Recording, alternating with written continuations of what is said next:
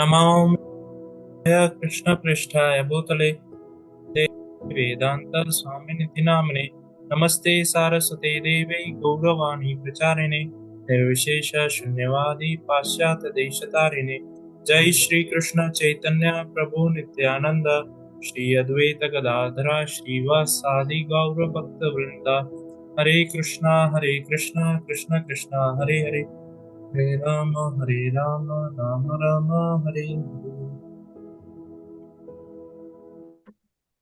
Yes, so in our last session, what we discussed, and Heenaji, can you please help me to summarize, if you remember some points, what we discussed?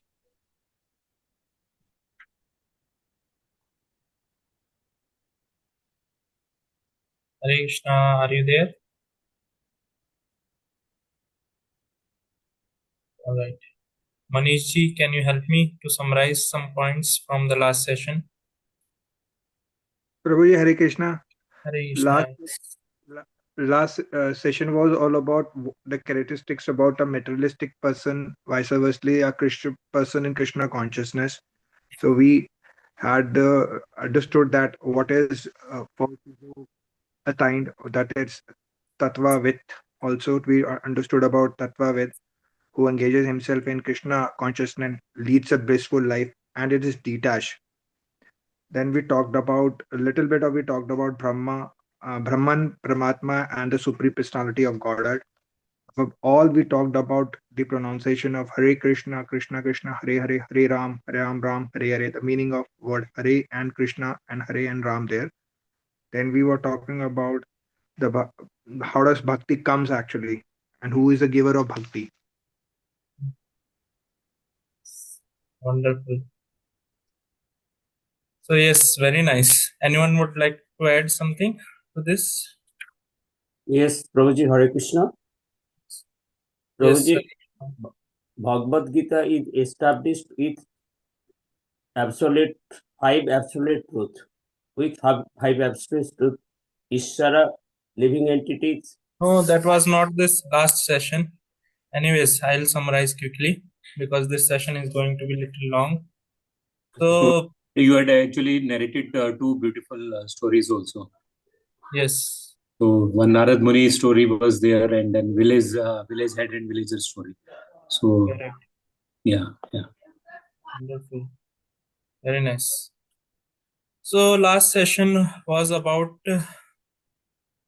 third chapter. There were three verses, 27, 28 and 29. The 27 verse is one of the most important verses in Bhagavad Gita. Prakate kriyamanani gune karmani sarvacha ahankara vimodatma pratahanyati manyate.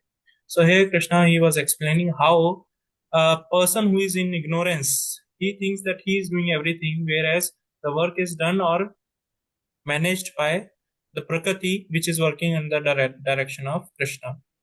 So Krishna, we understood how mercifully he breaks such illusions of a person, where he come to that understanding how things are working in reality, how Krishna is acting and arranging things for us so that we can make our relationship with Krishna. So Krishna breaks this illusion of a devotee out of his mercy, and then he introduces them to the devotees where they understand the reality of the life, how things they are working, so that they can make a spiritual advancement.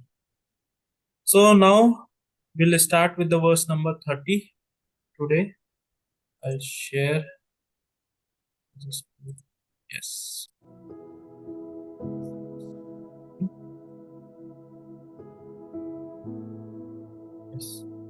So we'll chant this shloka.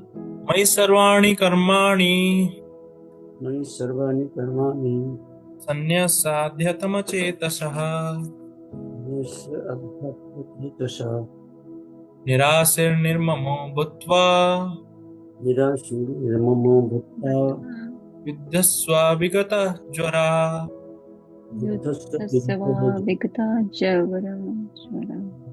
Yes, anyone would like to chant this shloka? Yes, Prabhu. Yes. Mai sarvani karmani तन्यस्याध्यात्मचेतसा निराशीर्निर्ममो भूत्वा युध्यस्व विगतज्वरा. Wonderful. Yes. Anyone else would like to try? Prabhuji, I would like to try. Yes. Yes, please. मयि सर्वाणि कर्माणि सन्न्यास्याध्यात्मा चेतसा निराशीर्निर्ममो भूत्वा युधस्व विगतज्वर ज्वरा. Wonderful. Yes, someone else? मयि सर्वाणि कर्माणि संन्यस्य अध्यत्तचेतसा निराशी निर्ममो भूत्वा युद्धस्य विगतज्वरः. Wonderful. Yes, someone else would like to chant?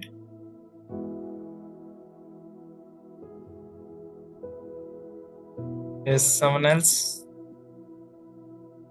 Alright, we'll read the translation.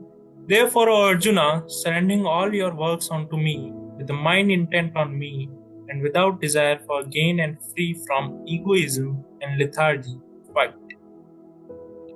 So here we see Krishna is concluding after telling our entire Karma Yoga, most of the things about Karma Yoga, he is summarizing.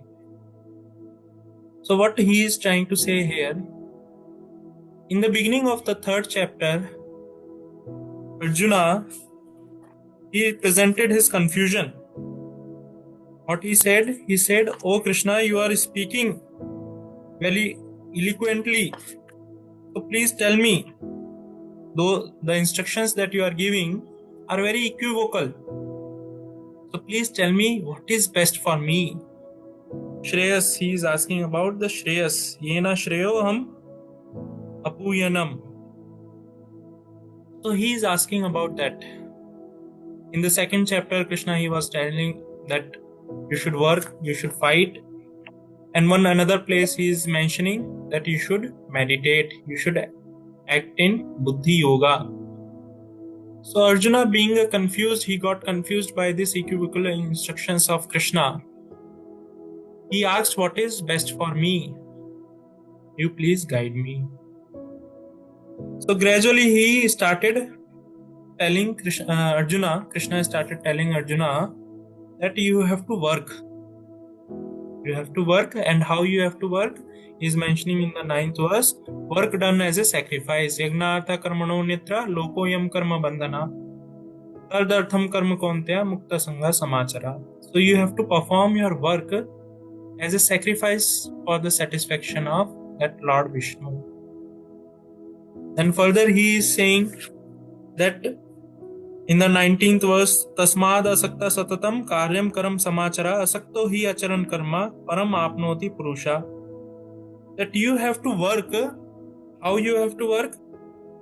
Without attachment to the fruits. Without attachment to the fruits of the activity. Suppose you do some work, but without attachment to the fruits, you have to act. You have to perform your duties. Further, he is saying one should act as a matter of duty, for by working without attachment, one attains supreme. When we are working with the attachment, what happens? Karma bandhana happens. We get bound up in this material existence. We have to suffer, or we have to enjoy the results of the actions that we have performed in the past. Further, he is giving the example that how a Mahajana known as Janaka Maharaj, he is performing his duty as a matter of duty. He is acting as a matter of duty. Janaka Maharaj is not an ordinary person. He is the father of Mother Sita, who is a goddess of fortune, and father-in-law of Lord Ram. He is a great Kshatriya, great devotee. And to remove the distress, he has to fight to distress of his dependents. To remove that distress, he has to fight. So he is also acting as a matter of duty. Therefore, Arjuna, now you also act. How you act? By fixing your mind upon me. Surrendering all your works onto me. So here if we see, Krishna has given a definition of sannyasa also. Sannyasa means what is renunciation? Renunciation we know. Sannyasa is not something accepting some saffron dress. It is a state of mind and the way we act, that is known as sannyasa. Whether we are acting properly or do we are a pretender just for a sake of cheap adoration, we have wore this saffron dress. That one has to understand. Even being in a pant shirt or being in a normal dress, one can be a sannyasi. So it is a state of mind, it is a consciousness, and the acts he performs, based on that, one can be understood as whether he is a sannyasi or not. So here what definition Krishna is giving? Surrendering all your works onto me. Surrendering all our works onto Krishna means what? Surrendering the results of all our actions, fruits of all our actions to Krishna. That is real sannyasa. And how? With the mind intent on Krishna. Mind should be fixed upon Krishna. Our mind should be absorbed in Krishna. For Krishna's pleasure, I am performing this act. For him, I am doing. When we act in such a way, without any nirasi, without any profit, means whether I am going to gain something or not, we should be free from that nirmama. We should be free from ownership. Many times we take ownership. Oh, I have done this. I am the doer. Because of me, it is happening. All such things leads to bondage. So one should be free from all sorts of ownership. Sarvopadi vinulmuktam. One should be free from all kinds of designations, ownership, and simply serve Krishna. Act for his pleasure. Even though he may be living a normal life, he will lead his life as a leader. He will have a meaningful life. Just like Yudhishthira Maharaj. There are a lot of such examples. Ambrish Maharaj and Janak Maharaj, Krishna only has given that example.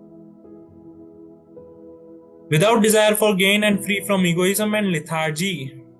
So what do we understand here by lethargy is without any kind of reservation.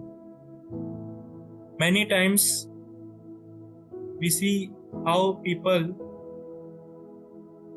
when we give them this message of Krishna consciousness, Bhagavad Gita, somehow the thing is what I am going to get, what is there for me, my benefit. So somewhere, if it is going to help me or it is going to please me, or if I am happy, then only I'll take. So some reservation is there to serve Krishna or to accept this message. We keep some reservation. Reservation basically means terms and conditions. Some terms and condition we apply out of our own conditioning. From so many lifetimes we have been conditioned in different ways. So out of such conditioning, unfortunately, we have some reservations in our mind. Whereas a person who is very humble, without any reservation, when he takes up such process, he immediately, very swiftly, he make advancement. Such person immediately makes an advancement. So we'll read the purport. This verse clearly indicates the purpose of Bhagavad Gita. The Lord instructs that one has to become fully Krishna conscious to discharge duties as if in military discipline.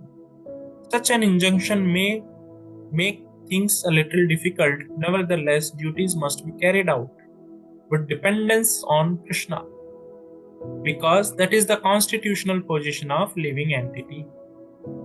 Now, the constitutional position of the living entity is we are part and parcel of Krishna. We are part and parcel of Krishna. I'll read out this line also. The living entity cannot be happy independent of the cooperation of the Supreme Lord, because the eternal constitution position of the living entity is to become subordinate to the desires of the Lord. Arjuna therefore was ordered by Sri Krishna to fight as if the Lord were his military commander. One has to sacrifice everything for the goodwill of the Supreme Lord and at the same time discharge prescribed duty without claiming proprietorship. So we'll try to understand here a little bit. So here Krishna, he being the supreme authority, he is giving instruction to Arjuna to fight. Now, we being the part and parcel of that Supreme Lord, Krishna is mentioning in the Bhagavad Gita, Mame Vamsha Jeev Loke Jiva Bhuta Sanatana. We are his part and parcel. So it is our duty to serve him. Just like this finger is there, it is a duty of the finger to serve this body, to nourish this entire body, to supply the food to the mouth chews, and then mouth supplies it to the stomach, and entire body get nourishes.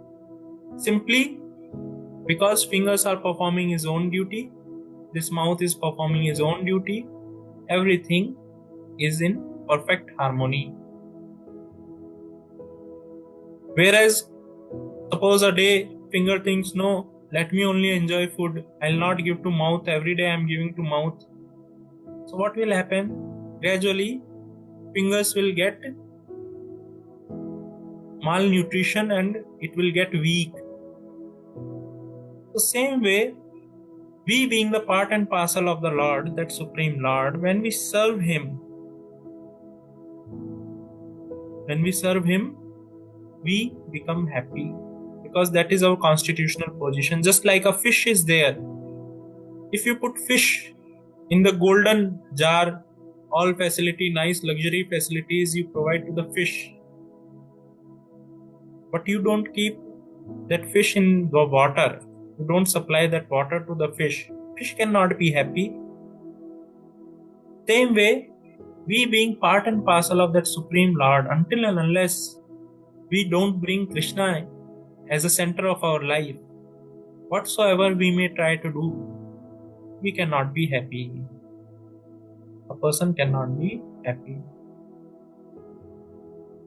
Even one place, Krishna, once what happened, there are 4 Kumaras. Anyone remembers 4 Kumara name? Sri Sampradaya, Brahma Sampradaya, Rudra Sampradaya, 4 Kumaras. और कुमार संप्रदाय. Sanat Kumar, Sanat Sanatana, Sanandana. These are the 4 Kumaras. So these 4 Kumaras, they are the son of Brahma. One day, they get very nice fragrance. So following that fragrance, they went to Vaikuntha, where that Supreme Lord Krishna, he resides in his 4-handed form. So when they were entering into the Vaikuntha, they were stopped by 2 doorkeepers known as Jay Vijay. These Jay Vijay, they are the servant of that Supreme Lord, and they stopped these Sanat Kumaras who are like 5-year child boy. So they are like, oh, where are you going? Like sometimes child, they enter into some assembly and something, no? So doorkeepers, they try, oh, kahan ja rahe ho? They try to stop that child. Same way, this Jay Vijay, they try to stop these 4 Kumaras. But four Kumaras, they are like, how this duality has come into you being in a Vaikuntha. You are in Vaikuntha, how you can be influenced by such duality? So they immediately cursed these four Kumaras. Now these four Kumaras, when they cursed Jaya Vijaya, that you don't deserve to be here, better you should go to material world. Like that, they cursed these four Kumaras. So immediately, Krishna, he came on his vehicle, Garuda, along with his consort. He came to this door and he mentioned that it is my fault because they are my servant. It is my fault. I should be blamed. They are not worthy to be blamed because they are serving me. It is my responsibility.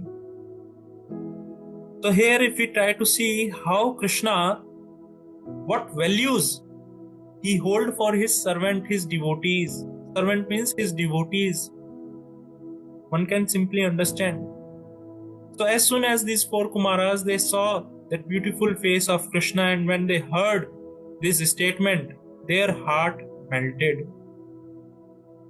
Their heart melted, and they apologized to the Lord that by our mistake we have given this curse to Jaya Vijaya, who are very dear servant to you. So then they relaxed that curse, and in return, when Krishna, he was saying all these statements, one of the statement he says, that these devotees who are serving me, they are my servant. If my hand will raise to slap them, I will prefer to chop off my hand than to slap my devotees. So here Krishna is mentioning, if my hand raises to slap my devotees, I will prefer to chop off my hand rather than slapping my devotees. So that is the value Krishna is holding for his devotees, for his servants. It is not like, oh, you simply keep serving me, I am not at all grateful. The position that Krishna has given as a servant cannot be compared to any other position. Krishna, Arjuna, he is a great devotee of a Lord. He is serving Lord. So what position Krishna took? Krishna took as a position of a chariot driver. And as we know, when he took a position of a chariot driver, so Arjuna has to step upon the back of Krishna and climb that chariot. To sit upon the chariot, he has to step upon Krishna, then he can sit. To direct Krishna which direction to go, he has to hit or kick Krishna, so that because there is a lot of noise, he cannot hear. So he has to kick Krishna. If you have to go right side, he has to kick his leg on the right shoulder. So that position Krishna takes for his devotees, for his servants. He is not at all like, you are simply serving me, I am not at all grateful. He is very, very grateful. To the extent he is ready to sacrifice himself for his devotees. So any devotees, when we take any pain in serving Krishna, he accepts that pain upon himself. He accepts that pain upon himself. So yes, moving forward, Arjuna did not have to consider the order of Krishna, of the Lord. He had only to execute his order. The Supreme Lord is the souls of all souls, therefore, one who depends solely and wholly on the Supreme Soul without personal consideration, or in other words, one who is fully Krishna conscious, is called Adhyatma Chetasa. Nirasir means that one has to act on the order of the master. Just like a master will read further, nor should one ever expect fruitive results. The cashier may count millions of dollars for his employer, but he should not claim a cent for himself. Similarly, one has to realize that nothing in the world belongs to any individual person, but that everything belongs to that Supreme Lord. That is the real purport of Mai, unto me. And when one acts in such Krishna consciousness, certainly he does not claim proprietorship over everything. This consciousness is called Nirmama, or nothing is mine. So here, suppose there is a supermart is there. An employee is working over the cash counter and he is getting all the bills and settling them and receiving all the cash. Entire day is working very hard, 8 hours, 9 hours shift is there and he is working very hard.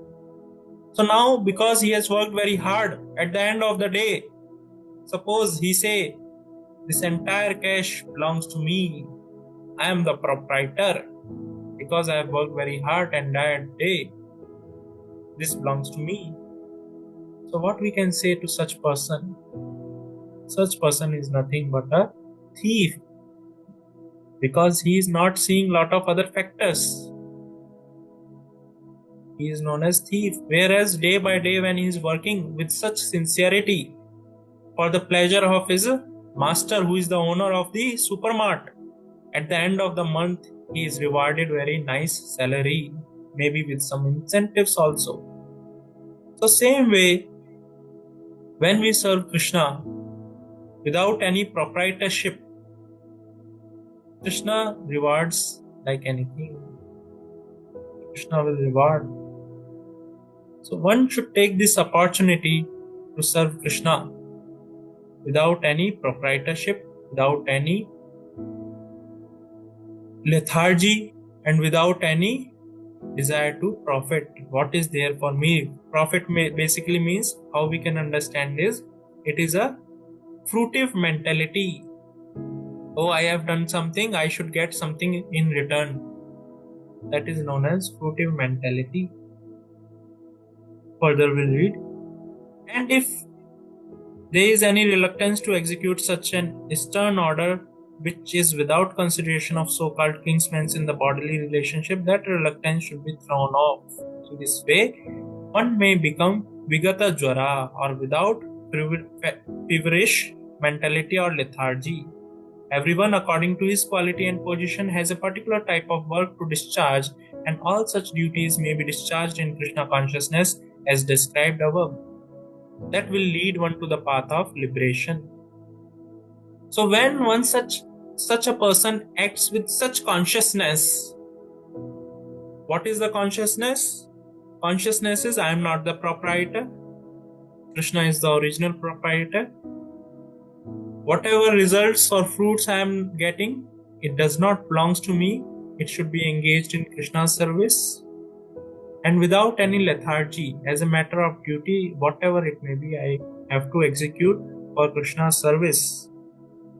So even though he may be in this body, he can be liberated. He can experience that Brahma Bhuta stage where he is liberated even though he may be in this body. One can simply experience that thing. He will be always joyful. He will be always joyful. During Mahabharata time, when Draupadi, she was insulted. So Krishna, he just protected Draupadi. He did not responded. He being that supreme personality of Godhead, he should have destroyed entire assembly. But he didn't did that. Why? Because he wanted all the Kshatriyas who are none other than demons who has taken birth as a Kshatriya. He wanted to assemble all those Kshatriyas into the battlefield and he wanted to kill all of them at once. More than 64 crore people were killed in this battlefield of Kurukshetra. So Krishna, he is giving chance to all of us through this message of Bhagavad Gita. Krishna is giving chance to Arjuna. Krishna is giving chance to all of us.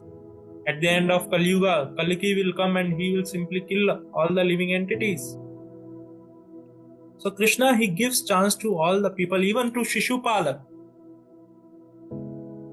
He forgave some 100 because he has given promise to Shishupal's mother. He forgave some 100 mistakes of Shishupal. And then he chopped off Shishupal, he killed Shishupal. Same way, Krishna is giving opportunity to all of us to understand these teachings, the divine message of the Lord, and to carry out our duties in such a way that Krishna is center of our life and lead a very meaningful life, a life which is full of joy, full of happiness, a life where one can experience that liberation. One can experience that liberation. So when a person acts in that consciousness, he feels pleasure at each and every moment, and he is full of joy, and he experiences that liberated stage even in this body. So if we see, same thing Krishna is mentioning in the chapter 8, Mam Anusmrana Yuddhacha. You remember me and you fight. Krishna is mentioning in the 9th chapter. What he is saying, Manamana Bhav Mad Bhakto Madhyaji Mam Namastu. So in every chapter again and again, same thing Krishna is mentioning. You remember me and perform your duties. Even in 6th chapter he is saying, Yogi Nam Api Sarvesham Madgatar Antaratmana Shraddhavan Bhajdeo Mam Sa Me. What is there?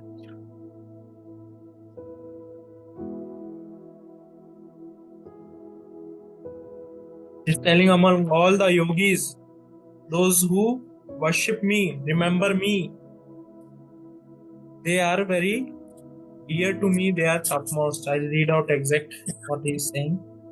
And of all yogis, he who always abides in me with great faith, worshipping me in transcendental loving service, is most intimately united with me in yoga and is the highest of all.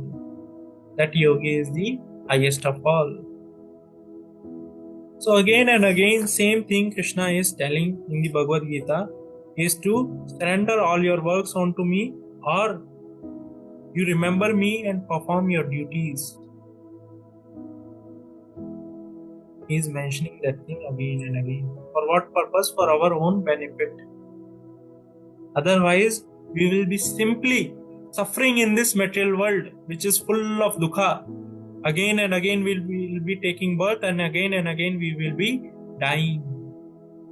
And in between there will be some pleasure and lot of distress.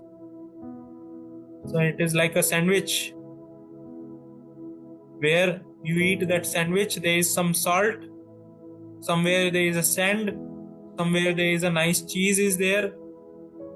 All those flavors you get when you eat that sandwich. Right? So same way, we have to come out of this existence. That is the only solution. Otherwise, we will be keep eating sometimes sand, sometimes some salt, chili, all these things we will be keep eating. And we may be thinking, oh, this is nice. We'll read the next verse. Eme matam idam nityam anutishtantin manavaha shraddhavanto anushyanto muchyantepi karmabhi. Wonderful. One who execute his duties according to my injunctions and follow these teachings faithfully without envy becomes free from the bondage of fruitive action. Very nice thing Krishna is mentioning here. That what is the result of reading Bhagavad Gita or following the instructions of Krishna? One who executes his duty according to my injunctions and follows these teachings faithfully without envy becomes free from the bondage of fruitive actions. So here Krishna was telling that you have to surrender all of your works unto me with the mind intent to me. Here he is mentioning if you follow this, you can get free from the bondage of fruitive actions. Karma bandhana, karma bhi, muchyante bhi, karma bhi. You can get free from, muchyante means free from this karma bhi, karma bandhana. One can get free from karma bandhana or that bondage of fruitive actions. And here, very nice thing, anutishtanti. Anutishtanti means regularly. So we'll read this purport, then we will try to understand more in detail.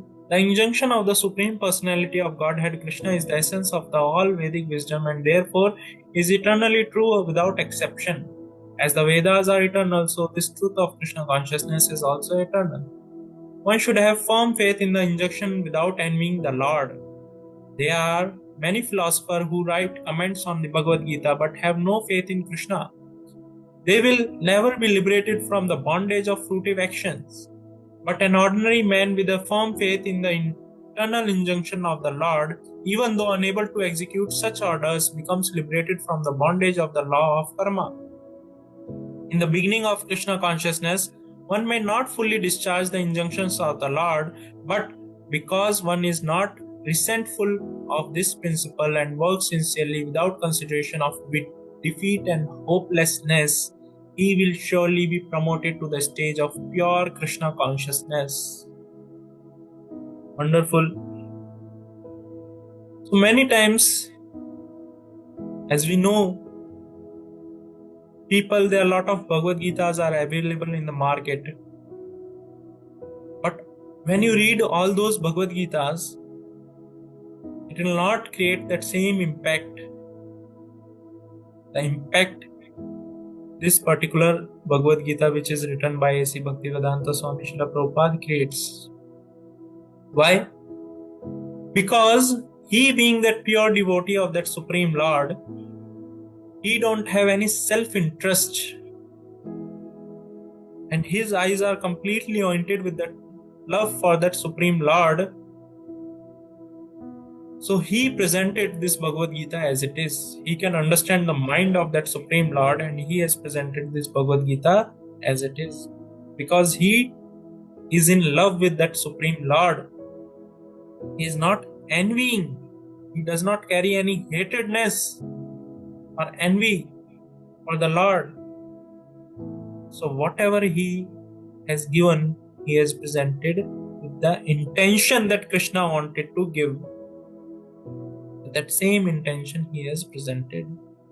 So as soon as somebody reads this Bhagavad Gita, he immediately experiences a different kind of joy. And here Krishna is also mentioning Nityam. Nityam and Anutishtanti, regularly. Same. Now why one has to read Bhagavad Gita regularly? Once we have read, no, sufficient. But why one has to read Bhagavad Gita regularly? Yes, anyone would like to share?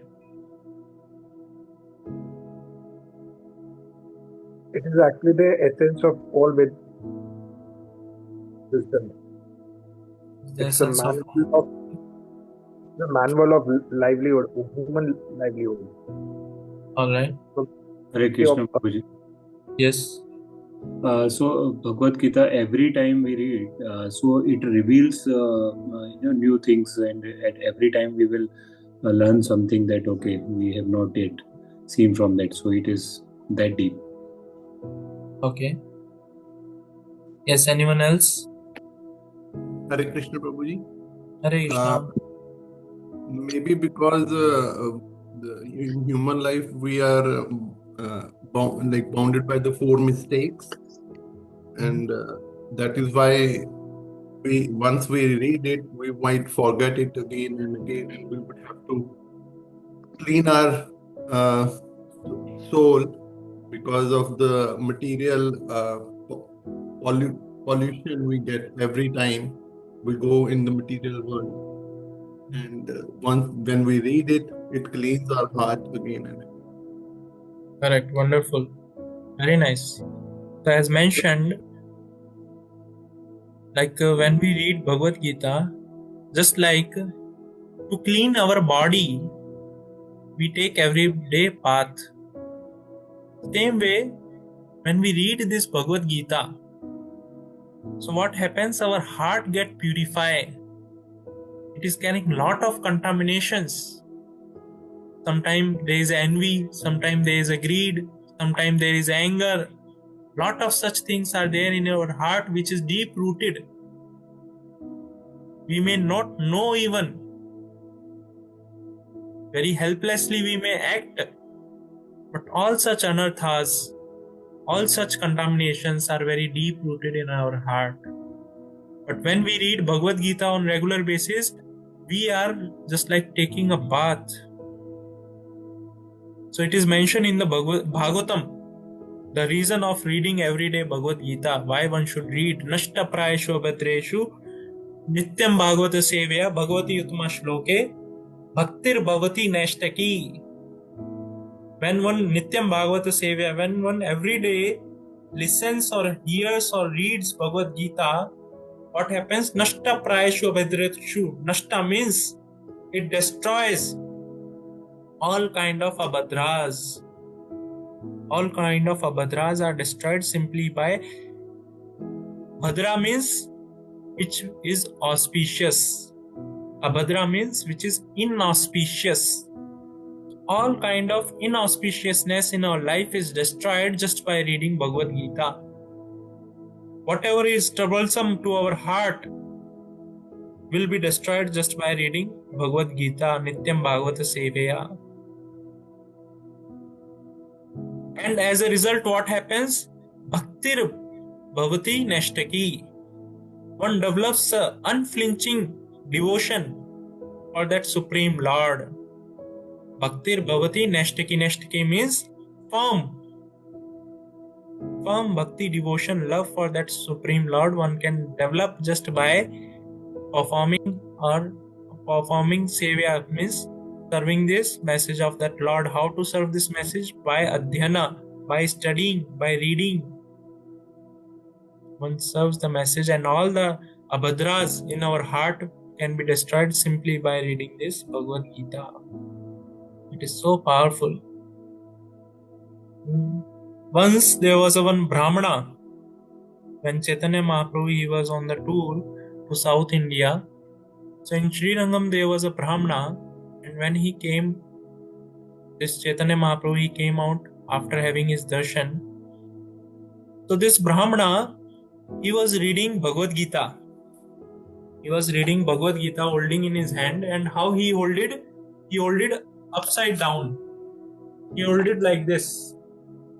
So when he was reading Bhagavad Gita, he could not understand because he was illiterate. He was illiterate Brahmana. So all other Brahmanas who were present there, they were making fun of this Brahmana. They were laughing at him, making fun of him. So this Chaitanya Mahaprabhu, when he came, exited the temple, and he saw that this Brahmana, he is reading Bhagavad Gita, and he is from his eyes tears are flowing down, and all these other Brahmanas, they are making fun of him. So Chaitanya Mahaprabhu asked him, why are you crying? Are you crying because they are making fun of you?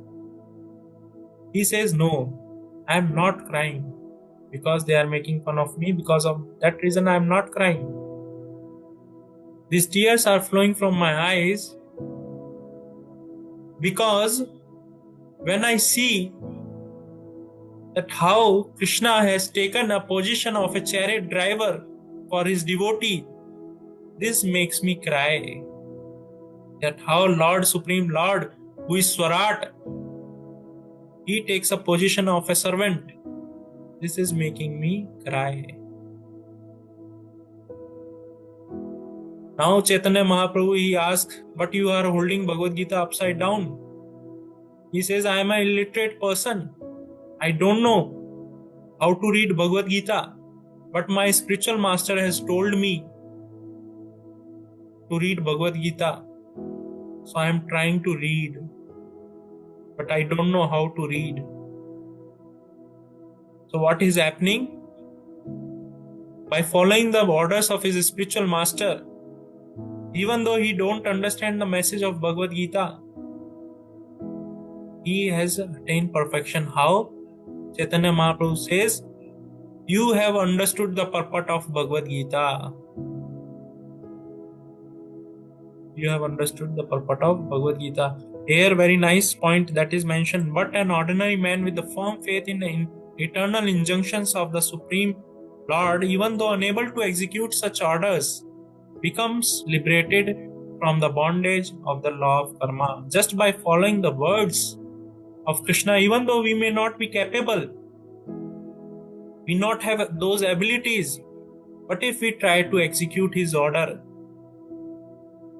all kind of empowerment will come.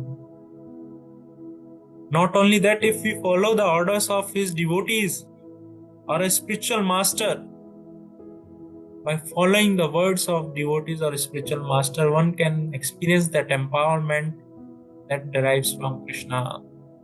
One can experience that. So it is so powerful to follow the orders of Krishna.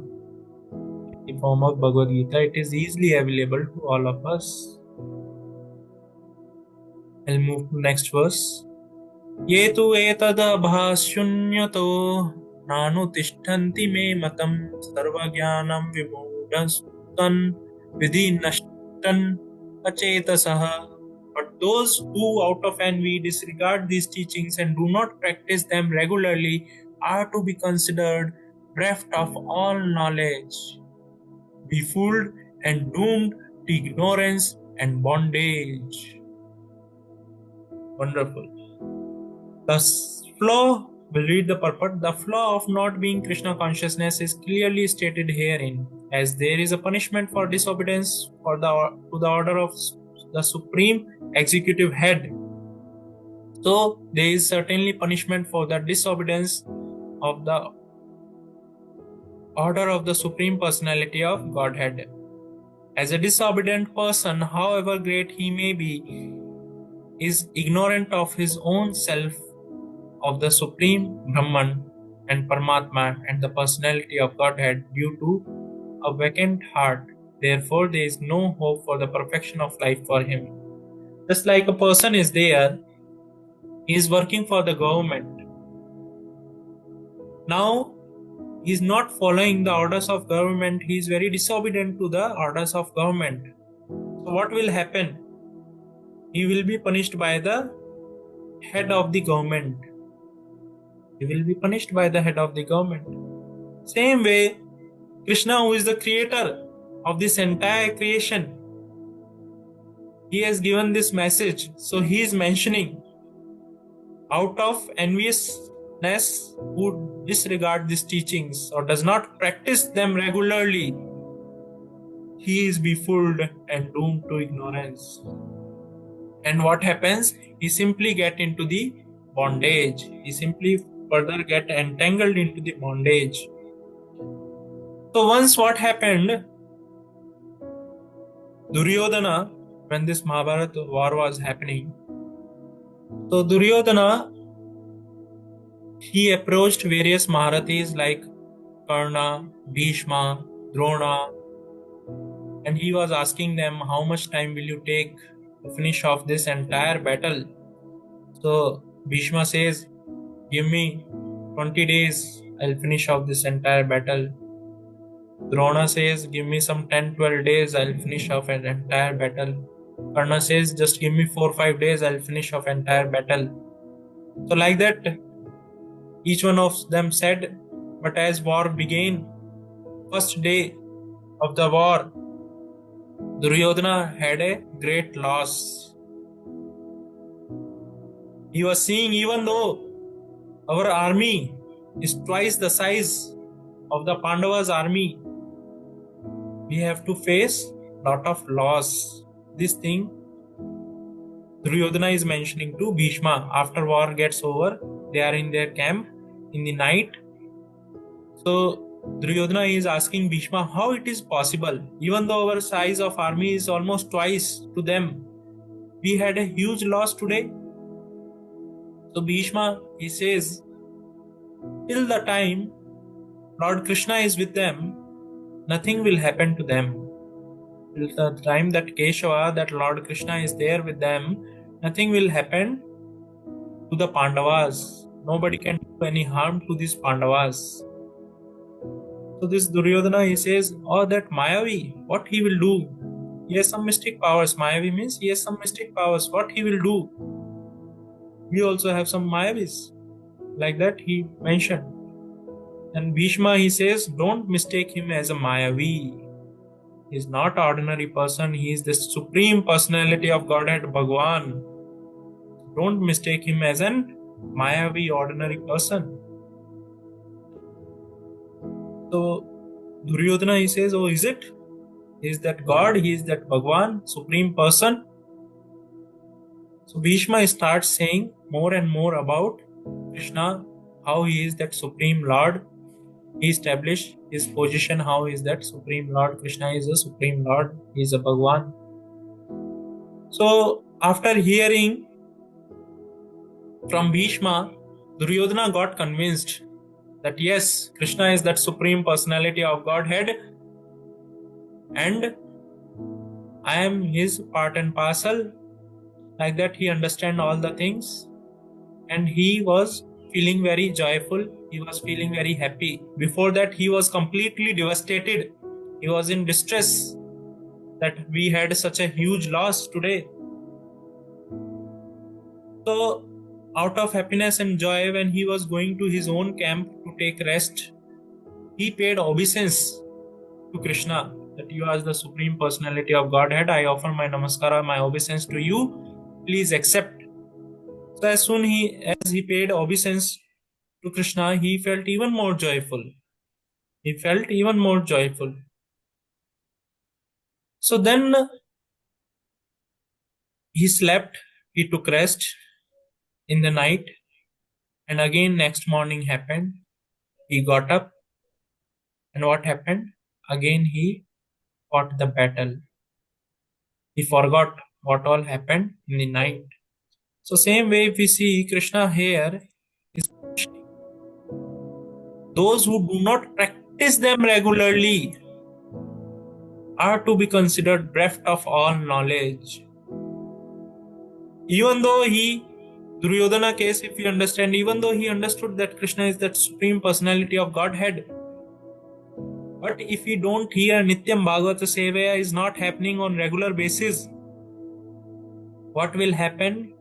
He will be bereft of all knowledge, be fooled, doomed due to ignorance, and again he enters into that pool of material world which is full of bondage. That's why it is very, very important that on the regular basis we should take opportunity to render some service to Krishna, to hear his message, to read Bhagavad Gita. When we read, hear, what happens? All the abhadras, all the inauspiciousness in our heart can be destroyed very easily. Otherwise, one may try, suppose you are every day hearing or reading Bhagavad Gita, you try to take a break for a week, you will understand the difference. One can experience that. The difference of the consciousness, all that one can experience. Means one who is practicing after suppose 1 year or 2 years, if he take a break for a week, he can simply understand how the difference is there in his consciousness. That difference he can experience. How?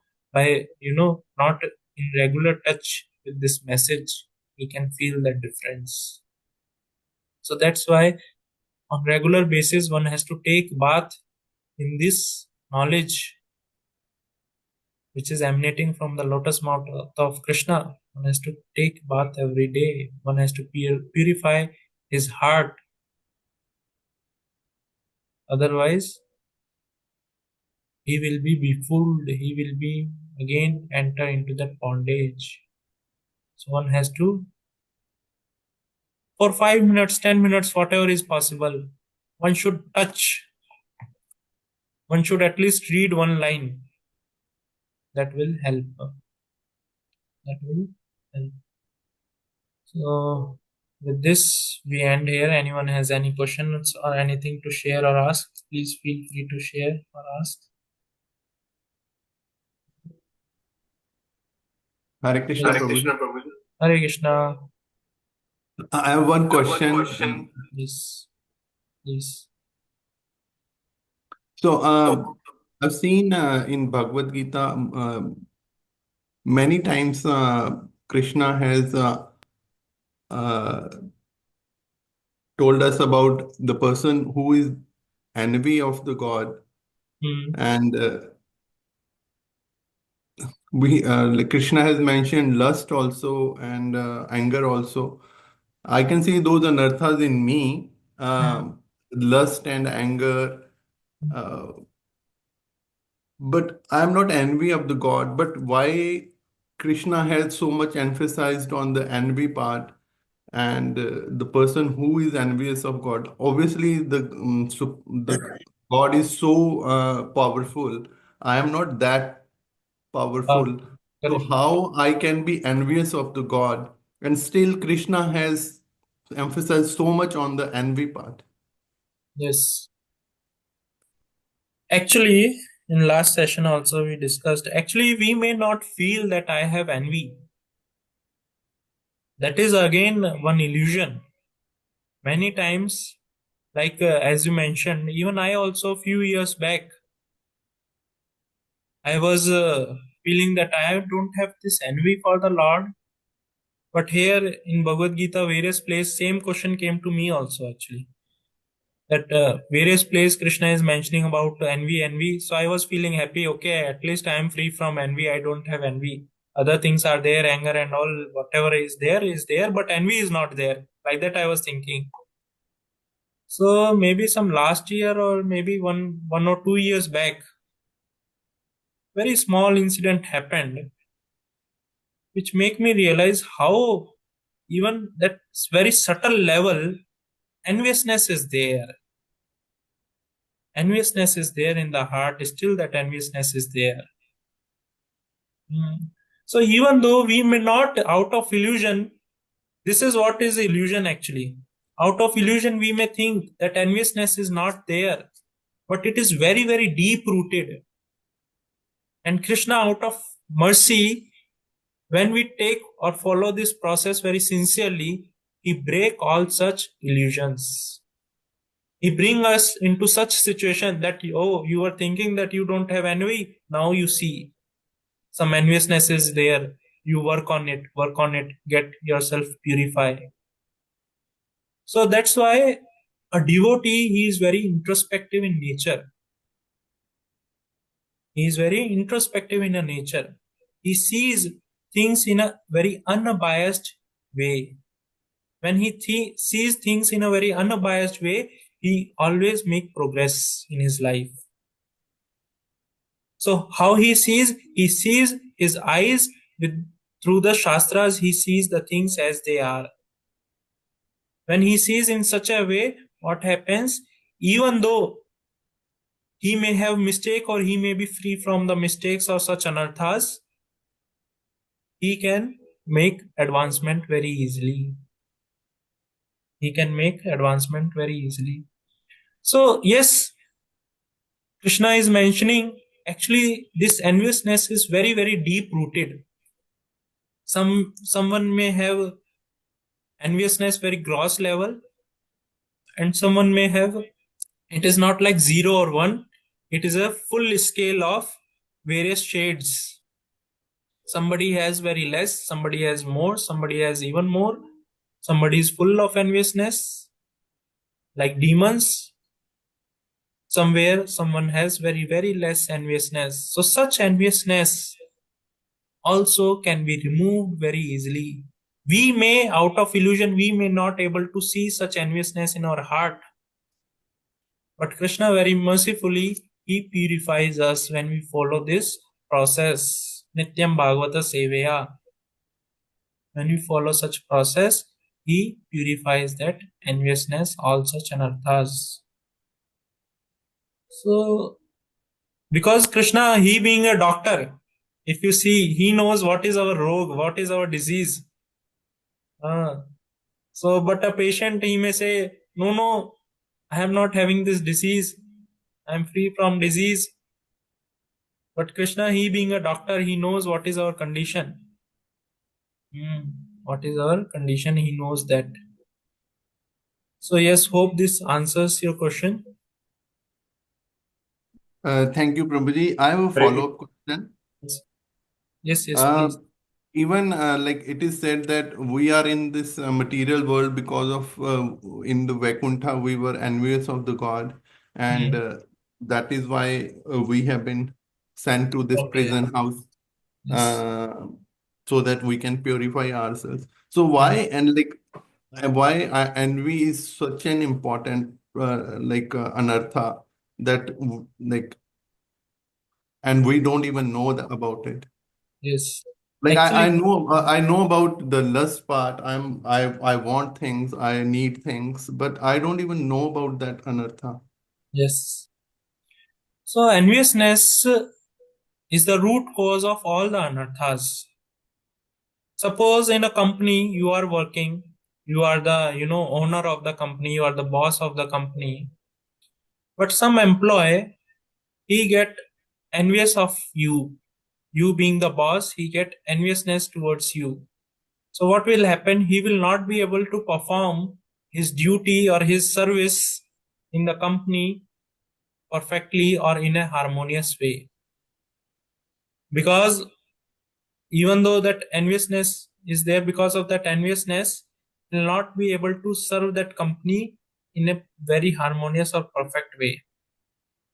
Whatever activity he may do, he will not do heartfully because he is having enviousness of you.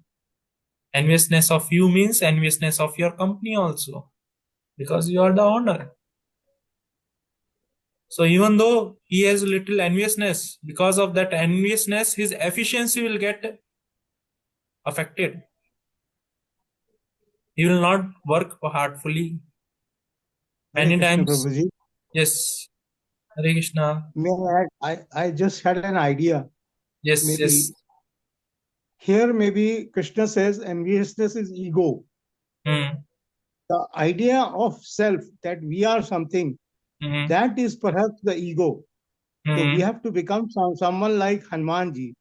Hmm. We have to destroy our ego, only then our envy goes. Hmm. Till we destroy our ego, we are Hmm. still envious of Krishna. Hmm. Perhaps that's the idea. I don't know. It Yes, just yes, struck me. yes. Hmm. It just struck me, so I thought maybe I'll Yes. convey it. Yes. So when we accept our real ego, what is our real ego? We are part and parcel of that Supreme Lord. We are servant of that Supreme Lord. When we accept such real ego, one can gradually get free from this enviousness. That's why this devotional service, this bhakti is very powerful. Bhakti means what? You are serving that Supreme Lord. So gradually, what is happening? All your false ego, that egoism or false egoism is getting washed away, and you are developing that real ego. What is that real ego? I am that servant of that Supreme Lord. I belongs to Him. I am part and parcel of Him. Very nice example Anyaji he gave. That is like a Lord Hanuman. He is completely absorbed in serving Lord Ram. So he is free from all such false egos and enviousness. He is free from all such false ego. So this process is very powerful. It washes away all kinds of false ego that we are carrying. It makes us free from all kinds of upadhis, all kinds of designations, all kinds of whatever ego we are holding in our heart, it makes us free, and we develop our real ego for that Lord. Yes, hope this helps you. Thank you, Prabhuji. Thank you for answering it. Hare Krishna, Prabhuji. Hare So, Krishna. one more thing, what I could understand is, Hmm. like knowingly or unknowingly, we Hmm. do have envy in our heart. So Yes, many times we think that we do not have any envy, but still we have envy. Example is correct. Krishna has repeatedly told that he is the supreme proprietor, he is the supreme enjoyer. Hmm. And we also tend to enjoy at our end Yes, without having Krishna in the center. So here correct. is a situation where Krishna has to be in the center, and Krishna is saying that he is the enjoyer. But we want to enjoy independent of Krishna, unknowingly Yes, also. So obviously, yes, it is a kind of envy we are having, which we are correct. not realizing in our day-to-day interaction. Yes, So when we come out of that bodily level, this thing, then we are able to come out of. correct. Yes. So like that, we can understand how we have envy. Just like when we see something, suppose a flower we saw, some people get an idea, oh, such a nice, beautiful flower, let me take and decorate my home. Some people will take, oh, let me, like some ladies and all, they'll, decorate their hairs. Some people, oh, let me gift it to somebody. Like that, all different people will see flowers with a different point of view. But a devotee, when he sees that flower, he'll see, let me take this flower and offer it to the Lord. So, when we see that Krishna is the Bhokta, he is the supreme enjoyer, we gradually get free from such enviousness. We gradually get free from such enviousness. That's why we have to bring Krishna as a center of our life. We have to surround all our activities, keeping Krishna as a center of our life. Then all these abhadras, one can simply get free from all such abhadras. Yes. Any other question? Hare Krishna, Prabhuji. Yes, Hare Thanks Krishna. for the wonderful session. You discussed in the former part of the session regarding sannyasi. I Hmm. wanted to understand what are the top qualities of a sannyasi, if you can Hmm. brief that. Yes. So sannyasi definition Krishna gives in the sixth chapter, first verse. Anashrita karam param karyam karam karoti ya sannyasi cha yogi cha nani ragni na chakriya. So what he is saying, a sannyasi is not the one who does not perform any work. Just like Arjuna was having an understanding, or people in general have an understanding, sannyasi means a person who does not perform any work. Whereas Krishna is clarifying in the first verse of sixth chapter, if you open, he's telling sannyasi is not the one who does not light any fire. Fire means fire is light for the purpose of cooking food and various other purpose. So sannyasi, it is not like he is not even lighting the fire. He has to light the fire to even cook his food. To get the food, at least he has to light the fire. So sannyasi cannot be free from work. He has to work. So how a sannyasi work? How a sannyasi he work? He work by offering all his fruits to Krishna. He work for Krishna and he offer the fruits of all his work, all his actions to Krishna. One place Prabhupada says, even though you may do your job outside in the material world, if you offer 50% of your salary, you are as good as sannyasi. Because all your fruits you are offering to Krishna.